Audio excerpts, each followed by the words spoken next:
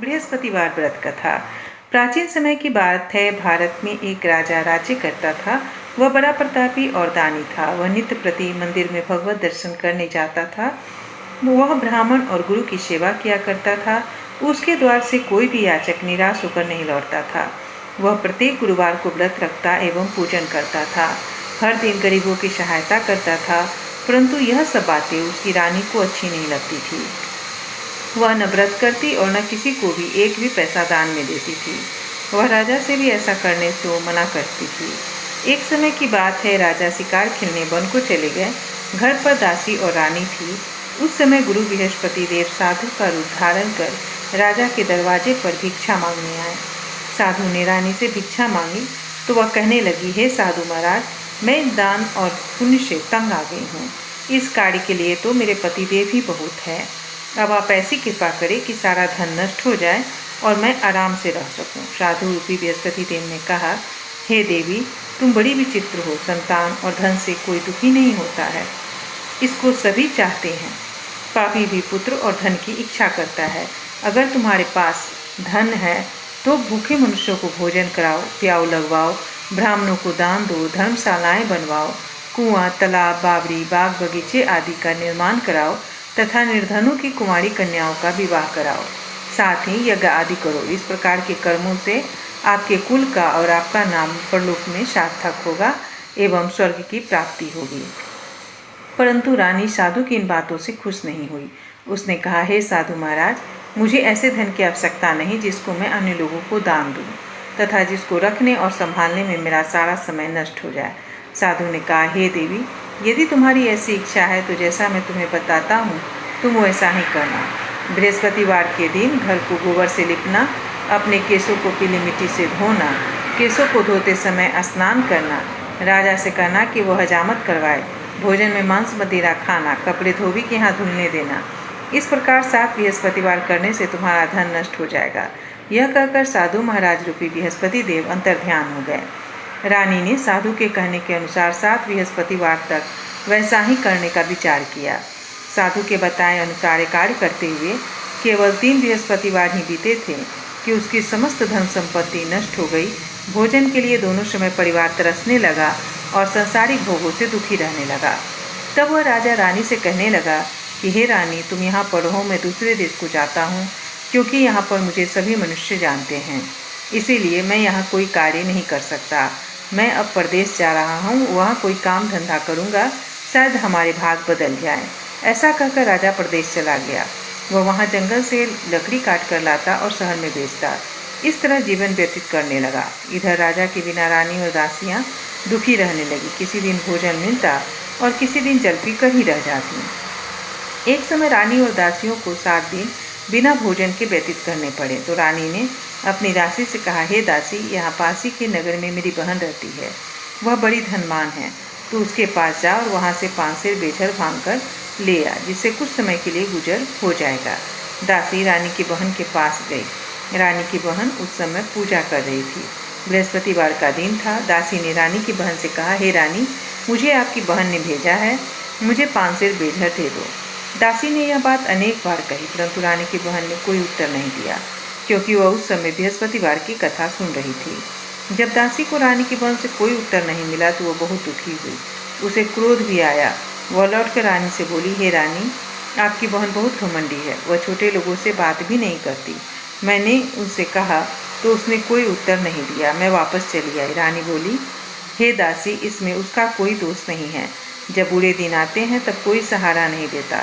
अच्छे बुरे का पता विपत्ति में ही चलता है। जो ईश्वर की इच्छा होगी वही होगा। यह सब हमारे भाग्य का दोष है।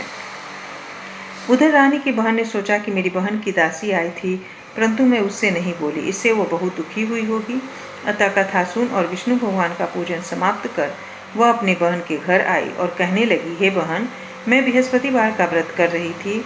तुम्हारी दासी हमारे घर गई थी, परंतु जब तक कथा होती है तब तक हम लोग न उठते हैं और न बोलते हैं, इसीलिए मैं नहीं बोली। कहो दासी क्यों गई थी? रानी बोली, बहन, हमारे घर अनाज नहीं था। वैसे तुमसे कोई बात छिपी नहीं है, इस कारण मैंने दासी को तुम्हारे पास 5 सेर बेझर लेने के लिए भेजा था। रानी की बहन बोली, बहन देखो, बृहस्पति भगवान सबकी मनोकामनाएं पूर्ण करते हैं। देखो, शायद तुम्हारे घर में अनाज रखा हो।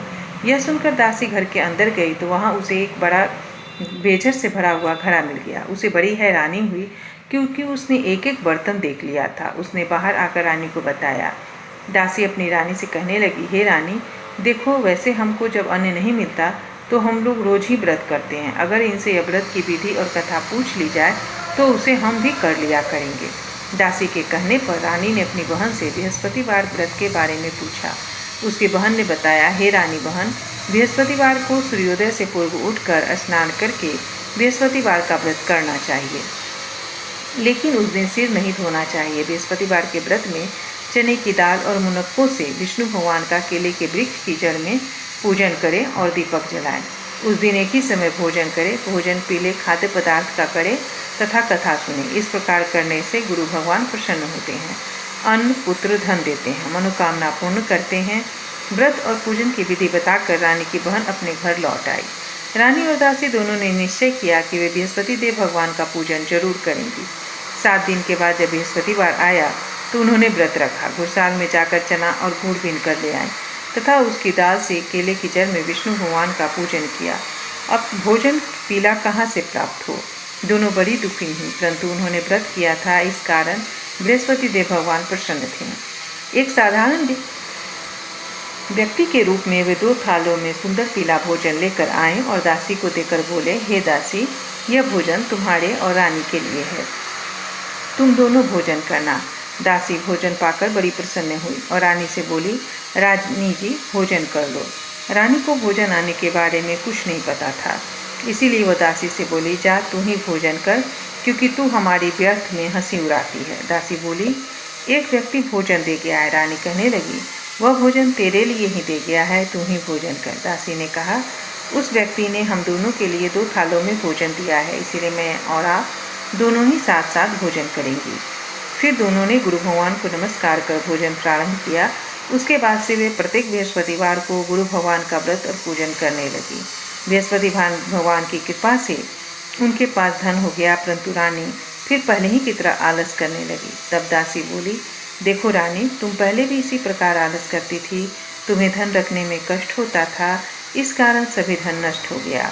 अब गुरु भगवान की कृपा से धन मिला है तो फिर तुम्हें आलस होता है। बड़ी मुसीबतों के बाद हमने यह धन पाया है, इसीलिए हमें दान पुण्य करना चाहिए।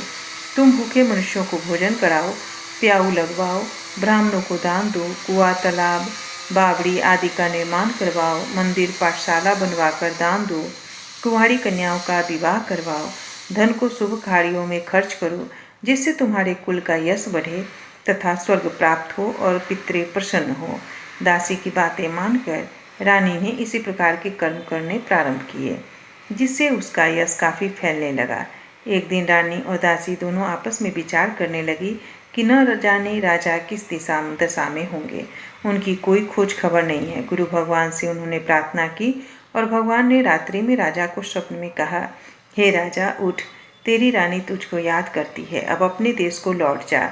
राजा प्रातःकाल उठकर जंगल से लकड़ियाँ काट कर लाने के लिए जंगल की ओर चल पड़ा। जंगल से गुजरते हुए सोचने लगा कि रानी की गलती से उसे कितने दुख भोगने पड़े। राजपाट छोड़कर उसे जंगल में आकर रहना पड़ा।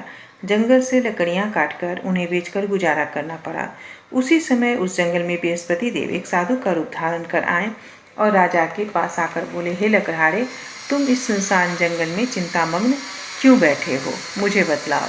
यह सुनकर राजा के नेत्रों में जल भर आया और साधु की वंदना कर बोला, हे प्रभु, आप सब कुछ जानने वाले हैं। इतना कहकर राजा ने साधु को अपनी संपूर्ण कहानी सुना दी। महात्मा दयालु होते हैं। वे राजा से बोले, हे राजा, तुम्हारी पत्नी ने बृहस्पति देव के प्रति अपराध किया था, जिसके कारण तुम्हारी यह दशा हुई। अब तुम किसी प्रकार की चिंता मत करो, भगवान तुम्हें पहले से अधिक धन देंगे। देखो, तुम्हारी पत्नी ने बृहस्पतिवार का व्रत करना आरंभ कर दिया है। अब तुम भी बृहस्पतिवार का व्रत करके चने की दाल और गुड़ जल के लोटे में डालकर केले का पूजन करो। फिर कथा कहो या सुनो, भगवान तुम्हारी सब मनोकामना पूर्ण करेंगे। साधु को प्रसन्न देखकर राजा बोला, हे प्रभु, मुझे लकड़ी बेचकर इतना पैसा नहीं बचता जिससे भोजन के उपरांत कुछ बचा सकूं। मैंने रात्रि में अपनी रानी को व्याकुल देखा है। मेरे पास कोई साधन नहीं जिससे समाचार जान सकूं। फिर मैं बृहस्पति देव की क्या कहानी कहूँ।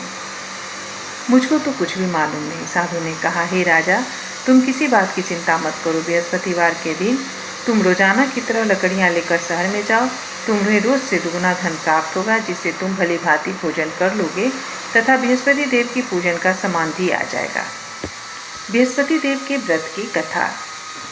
एक अन्य कथा भी पुस्तक में कथा इसी तरह दी गई है। प्राचीन काल में एक बहुत ही निर्धन ब्राह्मण था। उसकी कोई संतान नहीं थी। वह नित्य पूजा पाठ करता, परंतु उसकी स्त्री बहुत मलिनता के साथ रहती थी। वह न स्नान करती और न किसी देवता का पूजन करती। प्रातःकाल उठते ही सर्वप्रथम भोजन करती, बाद में कोई अन्य कार्य करती। ब्राह्मण देवता बहुत दुखी रहते थे। पत्नी को बहुत समझाते, किंतु उसका कोई परिणाम न निकलता। भगवान की अनुकंपा से उस ब्राह्मण की पत्नी गर्भवती हुई और उसने 10वें महीने एक सुंदर कन्या को जन्म दिया। निर्धन ब्राह्मण कन्या के जन्म से बहुत दुखी हुआ। धीरे धीरे ब्राह्मण की कन्या बड़ी होने लगी। बचपन से ही उस कन्या की रुचि भगवान विष्णु की पूजा में थी। वह प्रातः उठते ही स्नान आदि करके भगवान विष्णु की पूजा करने मंदिर में जाती थी। बृहस्पतिवार को व्रत करके विधिवत पूजा पाठ करती थी। पूजा पाठ के बाद वह पढ़ने के लिए पाठशाला में जाती थी। घर से चलते हुए वह मुट्ठी भर जौ साथ लेकर जाती और पाठशाला के रास्ते में थोड़े थोड़े जौ गिराती जाती थी। जब वह पाठशाला से घर लौटती तो जौ के वह दाने सोने में बदले हुए मिलते थे। लड़की सभी सोने के दाने बीन लाती थी और एक दिन जब वह सोने के दाने को साफ कर रही थी तो उसकी माँ ने कहा, बेटी, सोने के दानों को साफ करने के लिए सोने का शुभ भी होना चाहिए। अगले दिन बृहस्पतिवार था। उसने भगवान बृहस्पति देव की पूजा करते हुए प्रार्थना की कि हे भगवान, यदि मैंने आपका व्रत विधिवत किया हो तो मुझे सोने का सूप दे दो। भगवान बृहस्पति देव ने उसकी मनोकामना पूरी करने का वचन दिया। पाठशाला से लौटते समय उसे रास्ते में सोने का सूप पड़ा हुआ मिला। घर लौटकर सोने का सूप अपनी माँ को दिखाकर वह सोने के दाने साफ करने लगी। उसी समय नगर का राजकुमार उसके घर के पास से गुजरा। उस सुंदर लड़की को सोने के सूप में जौ साफ करते हुए देख राजकुमार उस पर मोहित हो गया। महल में लौटकर राजकुमार ने राजा से उस लड़की से विवाह करने की इच्छा प्रकट की।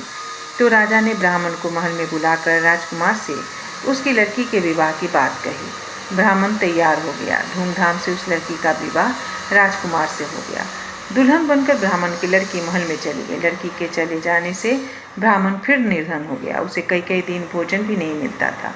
बहुत दुखी होकर ब्राह्मण एक दिन अपनी लड़की के पास गया। अपने पिता से निर्धनता का समाचार सुनकर उसने बहुत सा धन देकर पिता को विदा किया। उस धन से ब्राह्मण के कुछ दिन तो आराम से गुजर गए, लेकिन जल्द ही फिर भूखों मरने की हालत आ गई। ब्राह्मण अपनी लड़की से धन लेने के लिए फिर महल में पहुंचा। लड़की ने पिता की बुरी हालत देखकर कहा, पिताजी, आखिर आप कब तक मुझसे धन लेकर जीवन यापन करेंगे? आप कोई ऐसा उपाय क्यों नहीं करते जिससे आपका घर धन संपत्ति से भर जाए? ब्राह्मण ने कहा, मैंने तेरी माँ को बहुत समझा लिया, पर उसकी समझ में कुछ नहीं आता। उसका फुहरपन नष्ट हो तो घर की निर्धनता भी दूर हो जाए। तब कुछ सोचकर लड़की ने पिता से कहा, पिताजी, आप कुछ दिनों के लिए माँ को मेरे पास छोड़ जाओ। ब्राह्मण अपनी पत्नी को लड़की के पास महल में छोड़ आया। लड़की ने अपनी माँ से कहा, माँ, तुम कल प्रातःकाल उठकर स्नान आदि करके भगवान बृहस्पति देव की पूजा अवश्य करना। पूजा करने से तुम्हारी निर्धनता अवश्य दूर हो जाएगी। लेकिन उसकी माँ ने उसकी कोई बात नहीं मानी। तब क्रोधित होकर लड़की ने अपनी माँ को एक कक्ष में बंद कर दिया। सूर्योदय के समय माँ को उठाकर जबरदस्ती उसे स्नान कराया और फिर मंदिर में ले जाकर भगवान बृहस्पति देव की पूजा करवाई। कुछ दिनों तक ऐसा करने से माँ की बुद्धि में परिवर्तन हुआ और वह स्वयं बृहस्पतिवार का व्रत रखने लगी। उसके व्रत रखने से ब्राह्मण के घर में भगवान विष्णु की अनुकंपा से धन की वर्षा होने लगी। दोनों पति पत्नी धन संपत्ति पाकर आनंद पूर्वक जीवन यापन करते हुए विष्णु धाम को चले गए। लकड़हारा बने राजा ने सन्यासी से भगवान बृहस्पति देव की यह कथा सुनकर बृहस्पतिवार का व्रत करके भगवान विष्णु की पूजा की। उस दिन से उसके सभी क्लेश दूर हो गए। लेकिन अगले दिन बृहस्पतिवार को कामकाज में अधिक व्यस्त रहने के कारण उसने भगवान बृहस्पति देव का व्रत नहीं किया। भगवान बृहस्पति देव लकड़हारे से क्रोधित हो गए और उसे भूल की सजा दी। उस दिन नगर के राजा ने नगर में घोषणा करके सबको सूचित किया, प्रत्येक नागरिक मेरे महल में भोजन करने आए। जो नहीं आएगा उसे अपराधी मानकर भारी दंड दिया जाएगा। लकड़हारा बने राजा ने उस नगर के राजा की घोषणा तो सुनी, लेकिन जंगल से लकड़ी काट कर लाने और उन्हें बेचने में देरी हो जाने के कारण वह समय पर महल में भोजन करने नहीं जा सका। अतः राजा के सैनिक लकड़हारे को पकड़कर महल में ले गए। राजा ने उसे महल के एक कक्ष में बैठाकर भोजन कराया। उस कक्ष में खुटी पर रानी का सोने का हार लटका हुआ था। लकड़हारा अकेला उस कक्ष में भोजन कर रहा था। तभी उसने आश्चर्यजनक घटना देखी।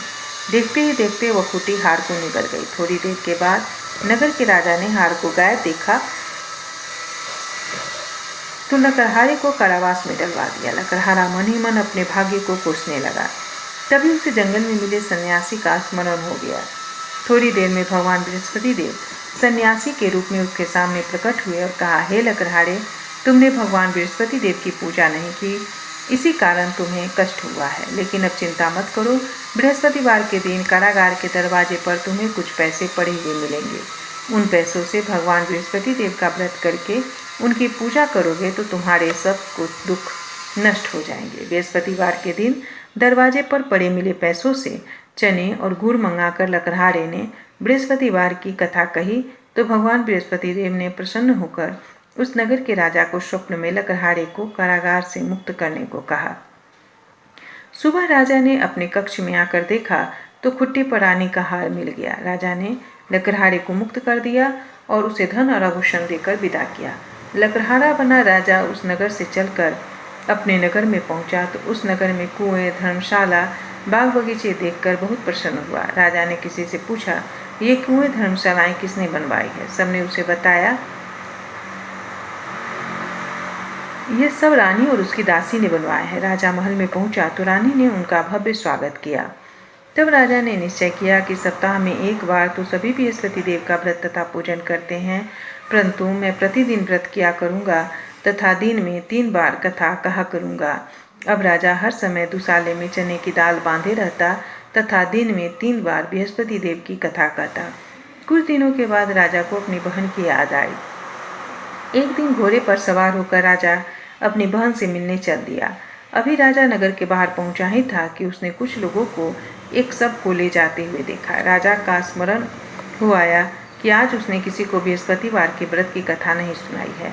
राजा ने उन लोगों को रोककर कहा, भाइयों, आप सबको ले जाने से पहले मुझसे बृहस्पतिवार की कथा सुन लें। लोगों ने राजा पर क्रोधित होते हुए कहा, तुम पागल तो नहीं हो गए हो? लेकिन कुछ बड़े बूढ़े लोगों ने कहा, अच्छा भाई, साथ चलते चलते तुम अपनी कथा सुना लो। राजा ने चलते हुए आधी कथा ही सुनाई थी कि सब हिलने लगा। राजा की पूरी कथा सुनाते ही सब उठकर बैठ गया। लोगों ने हैरानी से दांतों तली अंगुली दबाई और अगले बृहस्पतिवार से भगवान बृहस्पति देव का व्रत करने व कथा सुनने का निश्चय कर लिया। घोड़े पर सवार राजा चलते हुए किसान के पास पहुंचा। किसान अपने खेत में हल चला रहा था। राजा ने कहा, अरे भाई, मुझसे बृहस्पतिवार की कथा सुन लो। किसान झुठलाकर बोला, अरे भाई, देख नहीं रहे, जितनी देर तक तुम्हारी कथा सुनूंगा उतनी देर में तो पूरे खेत में हल चला लूंगा। राजा निराश होकर चलने लगा। तभी किसान के बैल लड़खड़ाकर जमीन पर जा गिरे। किसान के पेट में भी जोरों का दर्द होने लगा। उस किसान की पत्नी जब खाना लेकर आई तो उसने किसान से इस बारे में पूछा। किसान ने घुड़सवार की पूरी कहानी सुनाई। किसान की पत्नी दौड़ती हुई राजा के पास पहुंचकर हाथ जोड़कर बोली, भैया, मैं तुम्हारी कथा सुनने को तैयार हूँ। राजा ने उसके साथ खेत पर पहुंचकर बृहस्पतिवार की कथा सुनाई। तभी बैल उठकर खड़े हो गए और किसान के पेट का दर्द भी तुरंत ठीक हो गया। राजा अपनी बहन के घर पहुंचा तो उसकी बहुत आवभगत हुई। अगले दिन सुबह उठकर राजा ने देखा कि घर के सभी लोग भोजन कर रहे हैं। किसी भूखे को बृहस्पतिवार की कथा सुनाए बिना राजा भोजन नहीं करता था। उसने बहन से कहा, बहन, क्या घर में कोई ऐसा व्यक्ति नहीं है जिसने अभी तक भोजन न किया हो? उसकी बहन बोली, भैया, हमारे घर में तो क्या, आपको पूरे नगर में ऐसा कोई व्यक्ति नहीं मिलेगा जिसने सुबह सुबह भोजन नहीं किया हो। तब राजा ने बहन के घर से निकलकर उस नगर में बिना भोजन किए व्यक्ति की तलाश की। एक गडेरिये के घर में उसका बेटा बीमार होने के कारण भूखा रह गया था। राजा ने उसको जाकर बृहस्पतिवार की कथा सुनाई। कथा सुनते सुनते गडेरिये का बीमार बेटा बिल्कुल ठीक हो गया।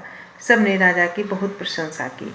एक दिन राजा ने अपनी बहन से कहा, बहन, हम अपने घर को जाना चाहते हैं, तुम हमारे साथ चलो, कुछ दिन वहाँ रहकर लौट आना। राजा की बहन ने अपनी सास से पूछा तो सास ने ताने देते हुए कहा, बहू मायके जाना तो अकेले जाना, मेरे पोतों को नहीं ले जाना। तुम्हारे भाई को कोई संतान नहीं है, कहीं तुम्हारे भैया भाभी मेरे पोतों पर कोई जादू टोना न कर दे। दूसरे कक्ष में बहन की सास की बातें सुनकर राजा दुखी मन से अकेला ही अपने नगर को लौट आया। रानी ने राजा से पूछा, आप तो अपनी बहन को साथ लाने की बात कहकर गए थे, फिर बहन के साथ क्यों नहीं लाए? राजा ने दुखी होते हुए कहा, रानी हम निसंतान हैं, इसीलिए कोई हमारे घर आना पसंद नहीं करता। रानी ने राजा को समझाया कि हे प्राणनाथ, हमें बृहस्पति देव ने सब कुछ दिया है, अब भगवान बृहस्पति देव हमें संतान भी अवश्य देंगे। बृहस्पतिवार को विधिवत व्रत करते हुए राजा रानी ने भगवान बृहस्पति देव से संतान के लिए प्रार्थना की। कुछ दिनों के बाद इन्होंने स्वप्न में दर्शन देते हुए कहा कि हे राजन, तेरी मनोकामना पूरी होगी। एक सप्ताह बाद ही रानी गर्भवती हो गई। 10वें महीने में रानी ने एक सुंदर पुत्र को जन्म दिया। राजा रानी जीवन प्रयत्न बृहस्पतिवार का व्रत करते रहे। उनके घर में धन की वर्षा होती रही। आनंदपूर्वक जीवन यापन करते हुए राजा रानी भगवान बृहस्पति देव की अनुकंपा से मोक्ष को प्राप्त करके सीधे वैकुंठ धाम चले गए। बृहस्पति देववार को विधिवत व्रत करके जो स्त्री पुरुष भगवान विष्णु की पूजा करते हैं, भगवान उनकी सभी मनोकामनाएं पूरी करते हैं। इति श्री बृहस्पतिवार व्रत कथा। बोलो विष्णु भगवान की जय, बोलो बृहस्पति देव भगवान की जय।